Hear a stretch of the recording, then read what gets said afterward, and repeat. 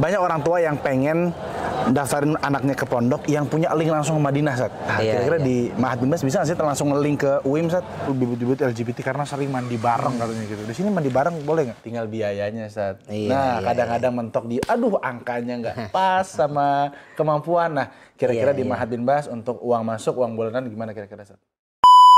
Maraknya kasus pelecehan seksual di pondok pesantren membuat calon wali santri menjadi khawatir masukkan anaknya ke pesantren. Insya Allah Bang Kevin hari ini akan mewawancarai para guru dan santri di Islamic Center bin Bas. Apakah di sini aman dari bully dan pelecehan seksual? Bagaimana kebersihannya serta bagaimana biayanya? Dan kalau lulus di sini mau jadi apa? Tonton video ini sampai habis untuk tahu jawabannya. Oke? Ayo kita Bang Kevin. Oke teman-teman semua, Bang Kevin sekarang sudah di Madrasah Aliyah Islamic Center bin Bas. Bang Kevin mau cari ustadznya nih, mau izin dulu. Kira-kira boleh nggak review di sini sekarang ya? Kita akan jalan ke kantor guru, kita akan izin untuk review hari ini. Oke? Masya Allah, Assalamualaikum Ustaz. Assalamualaikum warahmatullahi wabarakatuh. Iya, alhamdulillah. Bagaimana Mas Kevin? Sehat? Alhamdulillah sehat Ustaz. Alhamdulillah. Ana izin insya Allah hari ini Ustaz mau lihat-lihat review pondok pesantren Islamic Center bin Bas. Oh iya, silakan. Boleh Ustaz ya? Ya boleh. Sambil mau ngobrol sama Antum Ustaz. Ini butuh informasi dari Antum Ustaz. Iya. Siap. Kita boleh jalan-jalan Ustaz ya? Iya, silakan. Lagi sibuk Ustaz? Oh, alhamdulillah ini habis kegiatan rapat ini aman ya? Dengan aman alhamdulillah. Siap. Oke Ustaz. Monggo. Sambil kita jalan-jalan Ustaz, Ana mau nanya-nanya Ustaz. Ini benar-benar definisi suasana di kota santri kayaknya, Ustaz. Iya, alhamdulillah. Karena banyak ruang terbukanya, Ustaz ya? Iya. Terpisah-pisah gitu, Ustaz ya? Iya, benar. Apalagi ini belajarnya full bahasa Arab, Ustaz ya? Iya. Apakah di sini memang membiasakan bahasa Arab gitu, Ustaz? Iya, karena kita di sini namanya pondok pesantren, ya namanya bahasa Arab itu adalah merupakan tajul mahat ya, mahkotanya mahat. Dalam bentuk pembiasaan pun sehingga guru wajib mengajar dengan menggunakan pengantar pakai bahasa Arab. Seperti itu. Kalau ada yang daftar ke sini dan belum bisa bahasa Arab, kif, Ustaz? Ya, alhamdulillah kita di sini ada program namanya program takhasus khusus yang kita membuka bagi para calon santri yang masuk ini dari kalangan umum, maksudnya dari sekolah umum yang bukan basicnya pondok pesantren. Itu mereka masuk di sini dan kita punya program selama setahun itu namanya program takhasus persiapan bahasa Arab dan juga perbaikan tahsin Al-Quranul Karim. Yang umum pun alhamdulillah mereka itu kita tempatkan di suatu lokasi tersendiri yang kita namakan sekarang namanya karantina. Oh, kita yang ambil di luar sana Ustaz ya? Ya, yang ada di sebelah barat dari lokasi sini. Yang namanya itu karantina kan butuh perhatian khusus, penanganan khusus, dan bagaimana pendidikan pengawasannya juga lebih intensif dan lebih fokus kita penanganannya seperti itu. Sampai jalan lagi, Ustaz? Oh iya, silakan. Oke, Ustaz. Jadi namanya santri baru di sini, berarti di karantina dulu, Ustaz? Ya, kita namakan istilahnya dilokasikan itu namanya karantina. Oke, ajib. Ustaz, gini Ustaz, saya mewakili perasaan para orang tua calon wali santri, Ustaz. Iya. Kadangkala wali santri ini mau masukin ke pesantren cuman karena maraknya pemberitaan bully, pelecehan seksual, Ustaz, apalagi oleh kiainya sendiri kadang-kadang, Ustaz. Iya, benar. Akhirnya jadi ragu, Ustaz. Nah, kira-kira di bin Bas ini, Ustaz, ada nggak rasa aman yang bisa diberikan kepada calon wali santri bahwa di bin Bas ini kita tidak mentoleransi sama sekali masalah bully dan pelecehan seksual? Kira-kira bagaimana pencegahan yang Ma'had bin Bas lakukan untuk hal seperti itu, Ustaz? Iya. Ya, untuk masalah ini tentunya kita sudah pertama kita melalui langkah-langkah dengan membuatkan aturan-aturan ya. Jadi kita buatkan SOP yang ada berlaku di Ma'had dan juga bagaimana tindakan-tindakan yang seperti itu tentunya kita berikan konsekuensi yang tegas seperti itu. Sampai dalam taraf itu memang harus kita setelah ada pembinaan dan memang harus kita kembalikan ke orang tuanya, ya kita kembalikan ke orang tuanya. Itu yang pertama. Kemudian yang kedua, untuk salah satu awal ya preventif pencegahannya itu ya termasuk kita mengundang dari pihak aparat, dari kepolisian, dari Kodim datang untuk memberikan ya arahan-arahan bagaimana yang namanya kasus kekerasan, kasus pembulian yang lagi marak. Ya kita tahu ini di Jogja itu seperti kayak istilah ya kritikan itu apa itu ya yang muncul itu kan ya itu marak yang ada terjadi di Jogja. Seperti jadi itu. insya Allah aman Sat ya? Insya Allah aman kita ya, di sini. Orang tua nggak usah khawatir, ditambah santriwatinya asramanya dipisah jauh ya? Ya? Dipisah jauh juga. Jadi alhamdulillah antara lokasi putra dan putri ini jaraknya sekitar 400 meter dari sini. Sehingga ya kalau dibilang untuk istilah ada akses ketemu insya Allah sudah tidak ada lagi hal-hal tersebut. Kalau di sini Ustadz, apakah santriwatinya yang mengajar itu semuanya ustazah atau juga ada ustadznya Ustadz? Jika memang ada ustadznya Ustadz, itu bagaimana sistemnya? Apakah bisa bertatapan langsung, bisa bersentuhan tangan, bagaimana? Itu gimana Ustadz kira-kira Ustadz? Iya. Nah, di dalam sistem pembelajaran ini untuk lebih kehati-hatiannya kita memakai yang namanya hijab. Ada tirai antara ustadz dan ustadzah atau santriwati pengajar. Nah, jadi di kelas itu Ustadz, Afwan Ustadz ya. Jadi di kelas itu gambarannya nih di bayangan saya, meja guru, sitar, sini hijab, baliknya baru ada santriwatinya. Baru ada santriwatinya. Iya, seperti itu. Jadi nggak mentatap langsung Tidak saja. Tidak ada tatap langsung. Apalagi salaman begitu. Oh, Ustadz, nggak ada. Alhamdulillah nggak ada. Nggak ada saja. Nggak ada. Tapi nanti kalau di balik tirai pada tidur gimana Ustadz? Ya, kita sudah mengantisipasi. Yang pertama itu ada ustadzah muda yang tadi kita namakan musyrifah, itu mengontrol mereka di balik hijab itu sehingga mereka tidak membuat kegiatan-kegiatan yang itu mengganggu pembelajaran. Itu yang pertama. Kemudian yang kedua, di setiap kelas itu kita sudah lengkapi dengan CCTV. Ada CCTV yang mana ketika terlihat ada santri yang itu tiduran atau santri ngobrol, itu kemudian dari petugas CCTV langsung mengontak bagian kisem aman yang berkeliling saat pembelajaran itu langsung menegur santriwati tersebut. Seperti itu. Nah, Ustadz, ini kita berdiri di belakang gedung apa nih, Ustadz? Ya, ini gedung Badar. Gedung Badar. Iya. Nah, apa kelas atau asrama atau apa? Ini untuk kelas diperuntukkan untuk madrasah aliyah yang putra. Oke. Ya, untuk kelas ini khusus untuk kelas 11 sama kelas 12. Kelas 11 sama kelas 12. Sama kelas 12. Kelas 10-nya tadi di tempat karantina tadi tempat di karantina sendiri. Oh, dipisah saja ya? Dipisah. Mungkin dengan dipisah itu juga jadi terhindar antara junior dan senior ketemu. Ya, benar sekali, benar sekali. Karena pengalaman-pengalaman yang biasa terjadi di pondok, yang kasus pembulian itu banyak terjadi ketika santri baru yang mereka itu masih belum paham kondisi dan lingkungan yang ada, dengan yang seniornya, kakak kelasnya itu terkadang sering ada muncul istilah pembulian seperti itu. Karena anak baru, anak baru, santri lama berasa. Ya, seperti itu. Apalagi kalau sudah muncul kesukuan itu yang terkadang yang sulit kita ini kan. Nah, alhamdulillah dengan kita sendirikan lokasinya dengan pengurusan tersendiri yang mana di situ ada setiap asrama ada pengawasnya, ada penanggung jawabnya.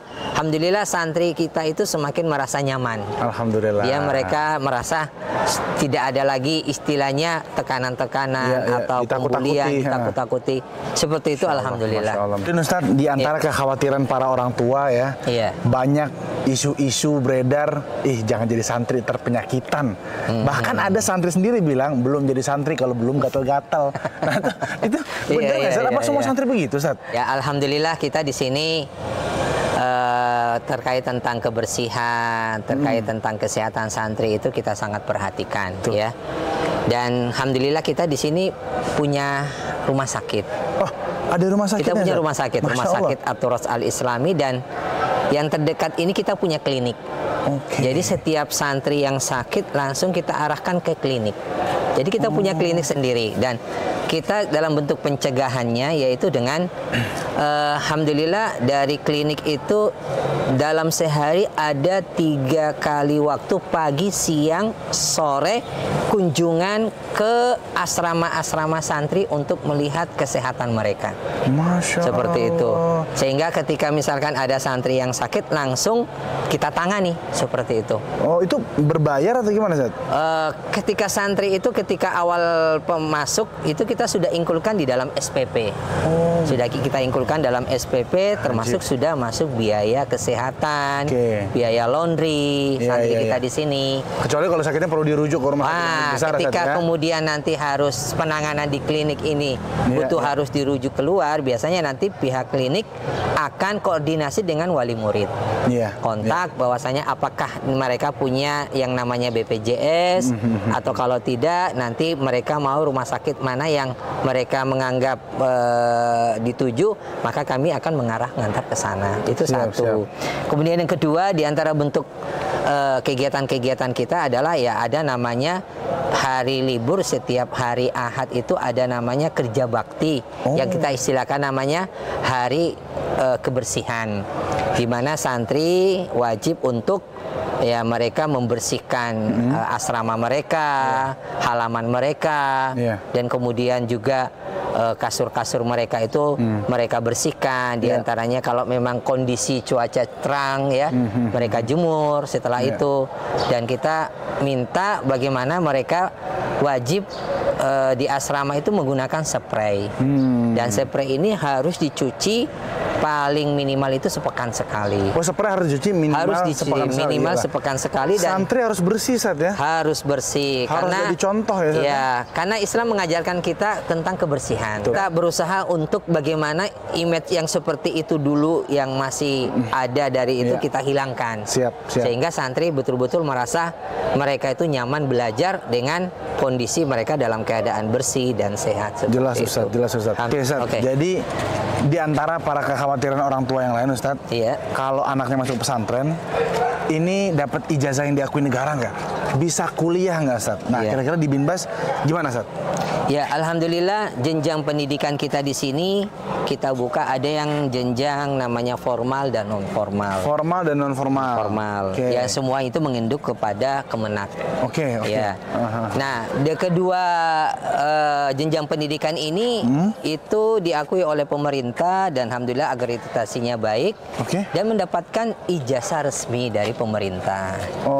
Dan alhamdulillah ini santri-santri kita dari alumni-alumni kita yang sekarang sudah angkatan yang ke-18 kita sudah menambahkan. Alhamdulillah mereka ada yang kuliah di UGM, ada yang kuliah di UMY, ada yang kuliah di UII, ada yang di Fakultas Kedokteran, ada Fakultas Ekonomi. Artinya alhamdulillah ijazah mereka itu ya kita keluarkan dari sini itu diakui oleh pemerintah. Ya, ini. Jadi alhamdulillah kita memiliki kendaraan operasional dakwah dan sosial. Jadi kita di bawah Yayasan Majelis Aturat Al-Islami kita punya unit yaitu bagian dakwah dan sosial. Apa tuh? Suruh apa? Dia jadi apa, Zat? Ya, jadi santri kita ya untuk mereka punya skill, kita asah skill dan kemampuannya. Ya, santri-santri yang kelas 11 dan kelas 12 itu mereka kita latih untuk mereka menjadi sosok seorang dai. Jadi ini pas masih nyantri nih, Zat? Iya, masih menjadi santri mereka. Masya Allah. Jadi mereka itu tiap hari Sabtu siang mereka itu kita ajak untuk pergi keliling berdakwah. Sabtu siang? Sabtu siang. Masya Allah. Jadi alhamdulillah kita di sekitar Yogyakarta, khususnya daerah Gunung Kidul, kita punya beberapa masjid binaan yang kita bangun dan takmirnya itu dari kami. Santri kita ajak mereka ikut berdakwah di setiap hari Sabtu siang karena Ahad hari libur. Mereka kita bawa dengan menggunakan kendaraan operasional ini. Ada berapa santri saat ini, Bu Ustaz?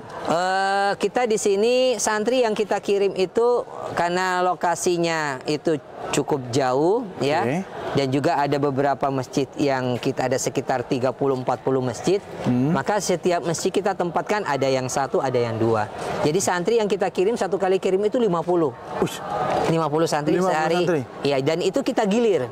Oh, digilir. Digilir. Ini kelas 12. Ada kelas 11 dan ada kelas 12. Oh, jadi dilatih. Jadi dididik, dilatih. Jadi untuk pembiasaan mereka itu untuk kepercayaan mandiri. Iyalah, benar. Jadi mereka nanti di sana ada yang mengajar TPA di waktu sore, terus ada yang menjadi imam, dan ada yang menjadi memberi pengajian seperti itu sambil juga mengadakan bakti sosial dengan masyarakat. Sabtu siang keluar, balik lagi ke Mahat. Balik ke Mahat itu adalah Ahad sore. Ahad sore. Oh, jadi nginep di rumah masyarakat. Nginep di ada yang di takmir masjidnya, ada yang alhamdulillah masyarakatnya menempatkan rumah mereka dijadikan tempat penginapan. Seru juga saya. Alhamdulillah. Ya, saya mau mendaftar di sini. Ustaz, iya. Banyak orang tua yang pengen daftarin anaknya ke pondok yang punya link langsung ke Madinah, Ustaz. Kira-kira di Mahat Bin Bas bisa nggak sih langsung nge-link ke UIM, Ustaz? Ya, alhamdulillah kita di sini ijazah yang kita berikan kepada santri itu di samping mendapatkan ijazah resmi dari pemerintah, ya kita juga mengeluarkan yang namanya ijazah pondok pesantren. Ijazah pondok pesantren. Jadi ada 2 ijazah, Ustaz? Ada 2 ijazah. Ya, nah ijazah pondok pesantren ini, alhamdulillah itu sudah terakreditasi dengan Universitas Islam Madinah. Wah, alhamdulillah. Alhamdulillah. Dan dengan terakreditasinya inilah sehingga santri-santri kita untuk mendaftar di UIM Universitas Islam Madinah itu cukup menggunakan pakai ijazah pondok. Oke, tinggal kirim berkas. Kirim berkas, nanti ditambah dengan nanti pelengkapi seperti ada sahada, ada tazkiyah seperti itu, dan itulah nanti akan mendapatkan skala prioritas utama. Oh, Masya Allah. Berarti santri di sini dari misalnya udah kelas 11 nih, dia bilang, Ustaz, Anda mau ke Madinah, Ustaz, tolong bantu, Ustaz, ya? Iya. Nanti bisa dibantu, Ustaz, ya? Bisa dibantu, alhamdulillah. Nah, ini kita arahkan bagi yang memang ingin fokus di dinia, nanti kita arahkan mereka untuk mendapatkan ijazah pondok yang itu mereka mendaftar di Universitas Islam Madinah yang alhamdulillah sudah mu'adalah istilahnya, sudah diakui, sehingga kita ada istilahnya ada jatah untuk bagi santri kita. Dan diprioritaskan. Dan diprioritaskan seperti jadi, itu. Insya Allah awal masa depan cemerlang, insya Allah daftar di Mahat Bin Bas, teman-teman semua. Ustaz, syukuran jazakallah khairan. Masih banyak informasinya bagus banget. Insya Allah kalau nanti anak-anak udah besar pengen banget sekolah di sini, Ustaz. Masya Allah, ya kita tunggu insya Allah. Amin, amin, Ustaz. Kalau gitu Anda mau izin, Ustaz, ketemu sama santri, Anda mau keliling mungkin lihat kamarnya, lihat kelasnya, boleh, Ustaz, ya? Ya, silakan. Tanya makannya berapa kali sehari sini, gitu ya, kebersihannya, dan betah nggak mereka di sini? Gitu, Ustaz, ya? Nanti insya Allah anak ketemu sama teman lagi, Ustaz, ya? Insya Allah. Ya, sama-sama. Assalamualaikum warahmatullahi wabarakatuh. Waalaikumsalam warahmatullahi wabarakatuh. Oke, teman-teman semua, alhamdulillah tadi sudah ngobrol sama Ustaz Jundi. Sekarang kita akan ngobrol sama santri Bin Bas. Bang Kevin udah janjian nih sama santrinya. Mana santrinya nih? Udah pondoknya gede banget lagi. Assalamualaikum Bang Kevin. Waalaikumsalam warahmatullahi wabarakatuh. Atma, ini dia nih tunggu-tunggu ini. Ini Atma, teman-teman semua, santri Bin Bas kelas berapa? Kelas 12. Kelas 12. Oke, Atma, Bang Kevin hari ini mau lihat asrama kamu, mau lihat tempat makan kamu, mau lihat pesantren ini deh. Mau nemenin nggak? Boleh. Oke, tapi nggak ada duitnya nih. Nggak apa ya? Nggak apa. Oke, kita jalan situ ya. Oke ya. Oke, Atma, masuk Bin Bas ini keinginan orang tua atau diri kamu sendiri? Jawab jujur. Keinginan sendiri. Keinginan sendiri? Keinginan sendiri. Kenapa? Kok bisa pengen masuk pesantren? Kenapa? Soalnya kan dulu Om masuk pesantren juga. Oh, Om masuk pesantren. Jadi ngeliat Om ini kan bagus gitu kan. Oke. Nah, terus keluarga di Kalimantan juga belum ada yang masuk pesantren. Oh gitu. Pengen mempelopori lah niatnya. Itu dari Kalimantan? Dari Kalimantan Barat. Ya ampun, dari Kalimantan jauh-jauh, guys. Emang cita-cita kamu setelah lulus pesantren mau jadi apa sih? Jadi bisnismen. Jadi bisnismen, tapi yang paham agama. Iya. Masya Allah. Ini apa nih? Asrama ya? Ini asrama. Oke, kita lihat asrama kamu dulu ya. Oke, ini asrama nih. Asrama. Asrama apa namanya nih? Ini asrama Qadisiyah. Asrama Qadisiyah. Tadi Badar, Uhud, Qadisiyah, ada Tabuk, ada Hunain. Ada Hunain. Yeah. Oh, Masya Allah. Apa itu? Nama apa itu, hai para netizen? Yang tahu tulis komen di bawah ya. Oke. Kamu udah 6 tahun di sini dari sanawiyah ya? Dari SMP. Dari SMP, kemudian masuk ke SMA sekarang nih di Bin Bas ini. Di Bin Bas. Udah hafal berapa juz berarti? Alhamdulillah sekitaran 20-an. Udah 20-an. Masya Allah, 20-an guys ya. Bagaimana dengan Anda? Wahai para netizen yang budiman yang suka berdebat di kolom komentar. Nah itu dia. 20 juz. Masya Allah ya.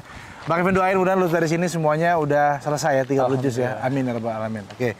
Terus kamu dari pagi bangun jam berapa, tidur jam berapa? Coba ceritain ke Bang Kevin. Bangun jam berapa? Dari pagi tuh bangun sekitaran jam 4. Jam 4. Jam 4. Terus? itu persiapan sholat subuh, baru nyampe masjid. Itu kan masih ada jangka waktu sekitar 20 menit. Iya. Nah, itu persiapan murojaah untuk setelah sholat.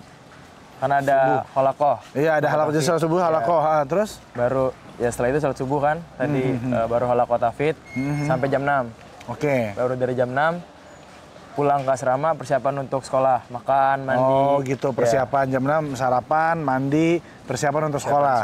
Oke, sekolah dari jam berapa? Dari jam 7 sampai jam setengah 1. Jam 7 sampai jam setengah 1, belajar biasa tuh umum? Belajar biasa. Oke, kemudian sampai jam setengah 1, habis itu?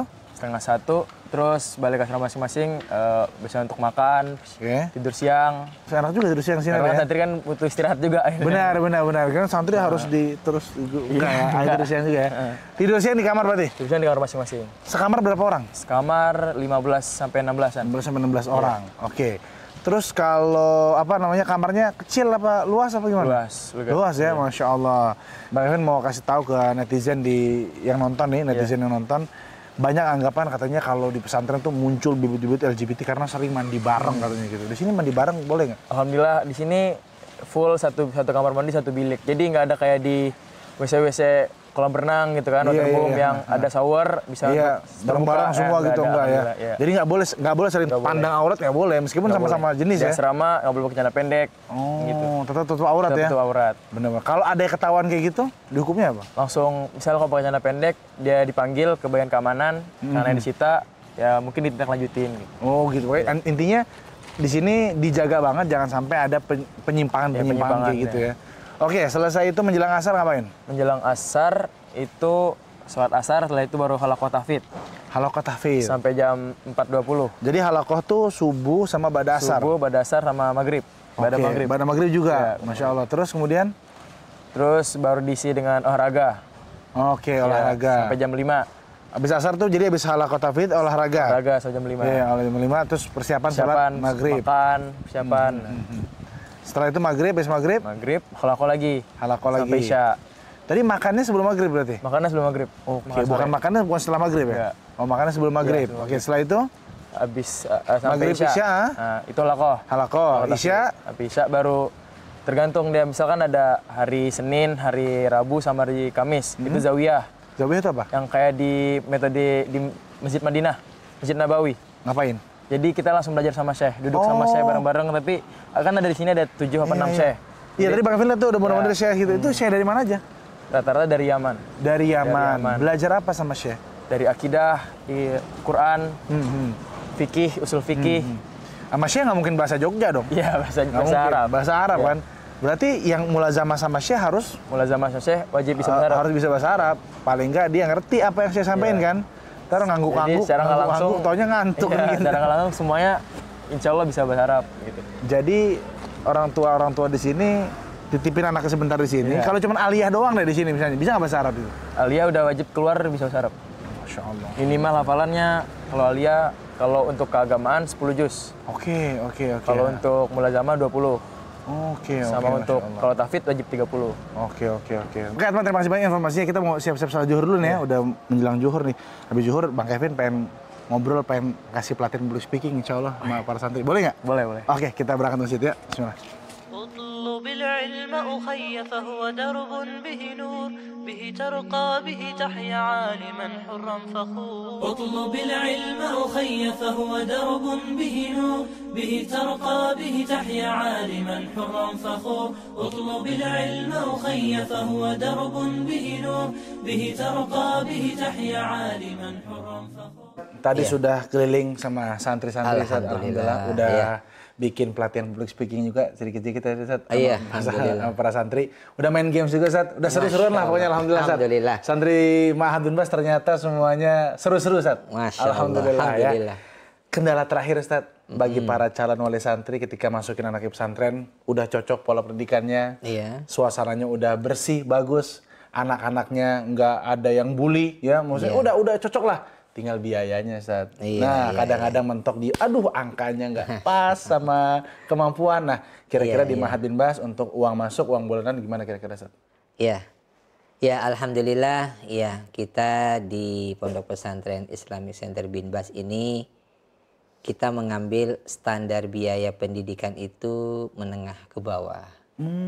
Ya, karena kita sesuaikan juga dengan lingkungan Yogyakarta kan termasuk ya biaya hidup itu termasuk relatif tidak tinggi lah ya.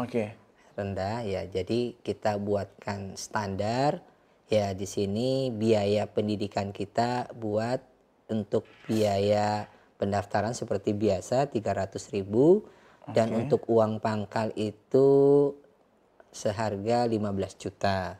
Itu meliputi itu biaya untuk kasur, lemari, asrama, uang buku, dan pakaian, dan fasilitas seragam. Sudah masuk dapat semua itu di dalamnya. Dan untuk SPP bulanannya itu ada kisaran, kita kasih pilihan sebenarnya. Ya, tertinggi itu adalah 1.500.000 sebenarnya. Terus ada pilihan yang kalau memang kurang mampu itu bisa 1.300.000 sesuai dengan kemampuannya. Dikasih pilihan gitu, iya, sebenarnya ada pilihan. Tapi ini tidak kita secara ini kita tidak ulurkan ya, biar supaya informasikan. Ya, ketika dalam hal ini kita sesuai dengan visi dan misi kita adalah pendidikan yang berbasis dakwah dan sosial. Ya, tentunya di sini kita memberikan keringanan-keringanan bagi orang tua murid yang ingin mencokolahkan anaknya tidak punya kemampuan. Karena di sini ada yang anaknya itu sekolah 3 orang. Seperti itu. Tiga-tiganya di sini? Tiga-tiganya di sini, alhamdulillah. Ya, bahkan ada yang semua anaknya itu sekolah di sini. Karena sudah merasa nyaman dan sudah merasa cocok dengan Pondok Pesantren Islamic Center Binbas. Ini tiga-tiganya di Aliyah atau ada yang? Ada yang di jenjang SMP, ada yang di jenjang Madrasah Aliyah, putranya seperti itu. Oh, jadi di Binbas ini ada jenjang Sanawiyah, ada Aliyah juga saja? Iya, Sanawiyah itu yang jenjang SMP, ada Madrasah Aliyah itu jenjang SMA. Nah, gedungnya nggak di sini, Sat? Ya, kita sekarang alhamdulillah lokasinya itu sudah kita buat berpisah. Jadi untuk jenjang marhala Aliyah sendiri, ya, kemudian jenjang marhala Sanawiyah untuk SMP itu sendiri lokasinya. Jauh dari sini, Sat? Untuk putra di sini kurang lebih sekitar 200 atau sampai 300 meter dari sini. Oh, boleh. Dan demikian juga putri kita buat pisah. Putri juga kita pisah jenjang marhala Madrasah Aliyah dan Madrasah Sanawiyah. Kita pisah juga loh. Yang intinya fokus kita bagaimana moto kita di sini adalah jangan sampai kemudian ada santri tidak sekolah karena masalah biaya, terkendala di masalah biaya. Masya Allah, tabarakallah. Ustaz, jadi masalah itu udah selesai. Terakhir Ustaz, beasiswa jalur prestasi ada nggak Ustaz di sini Ustaz? Ya, alhamdulillah ada. Kita berikan bagi santri-santri kita yang berprestasi, ya kita berikan mereka itu ya beasiswa kepada mereka. Alhamdulillah. Ya, dalam sisi satu dalam sisi akademiknya, kemudian yang kedua prestasi dari sisi hafalan Qur'annya. Ya, jadi prestasinya ada 2 nih, akademik sama dan hafalan Quran. Ya, karena kita di sini basisnya adalah pondok pesantren berbasis tahfidzul Quran.